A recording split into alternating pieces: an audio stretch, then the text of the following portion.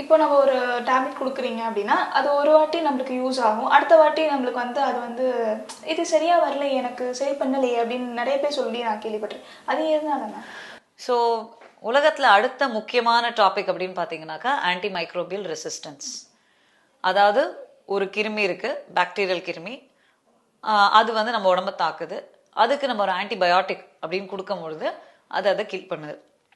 Suppose இந்த dose வந்து அடிக்குவேட்டாக எடுக்கலை, தி டோசேஜ் கரெக்டாக எடுக்கலை, இல்லை டியூரேஷன் கரெக்டாக எடுக்கலை அப்படின்னா அப்போ என்ன ஆகும்? அந்த கிருமி ஒரு 100 பேர் இருக்காங்கன்னா அதில் 90 பேர் அந்த ஒரு டோஸ்க்கே கிளியர் ஆகிடும். மிச்ச 10 பேர் இதுக்கு ரெசிஸ்டன்ஸ் டெவலப் பண்ணுவாங்க. நம்ம ஸ்மார்ட்னா பக்ஸு இன்னும் ஸ்மார்ட். ஸோ அப்போ என்ன பண்ணுவாங்க, ஒரு தடவையும் நீங்கள் இந்த மாதிரி அரைகுறையாக ஒரு டோஸிங்கும் அரைகுறையான டியூரேஷனும் ஆன்டிபயோட்டிக் எடுக்கும் பொழுது ஓவர் த கவுண்டர் எப்பயுமே நீங்கள் டாக்டர்கிட்ட விட்டுட்டு ஃபார்மசியில் போய் ஒரு ஆன்டிபயோட்டிக் கேட்குறீங்க அப்படின்னாக்கா 2 நாள் போட்பா போதும் சரியாயிடுவாங்க. Most commonly abused drugs are amoxicillin or penicillin group.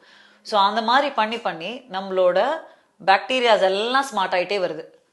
ஆனால் அது எப்படி டிஃப்ரென்ஸ் வருது அப்படின்னாக்கா அதுங்களோட ஸ்மார்ட்னஸ் லெவலுக்கும் நம்மளோட ட்ரக் ப்ரொடக்ஷன் லெவலுக்கும் பயங்கர டிஃப்ரென்ஸ் இருக்குது. ஸோ ஒரு தடவையும் அதுவும் கேம் அப் பண்ணுது. நம்மளும் ஆன்டிபயோட்டிக் இன்க்ரீஸ் பண்ணுறோம், அடுத்தடுத்த லெவலுக்கு போயிட்டே இருக்கும். ஸோ அட்மிஷன் ஆகும்பொழுது பார்த்தீங்கன்னாக்கா நம்ம ஒரு கல்ச்சர் அனுப்பும்பொழுது பேசிக் ட்ரக்ஸுக்கு எல்லாத்துக்குமே ரெசிஸ்டன்ஸ் ஹையாக இருக்குது.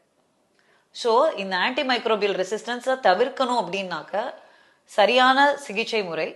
2வது டாக்டர் கொடுத்தாங்கன்னா அந்த டோஸிங்கை கரெக்டாக எடுக்கணும்.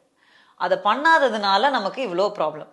3வது அந்த ஆன்டிபயோட்டிக் ஃபர்ஸ்ட் ஆஃப் ஆல் வேணுமா வேணாமாங்கிறது தான் முதல் கேள்வி. இப்போ ஒரு வைரல் இன்ஃபெக்ஷன் வருது, ஏன் ஆன்டிபயோட்டிக்கு அவசியம் இல்லை.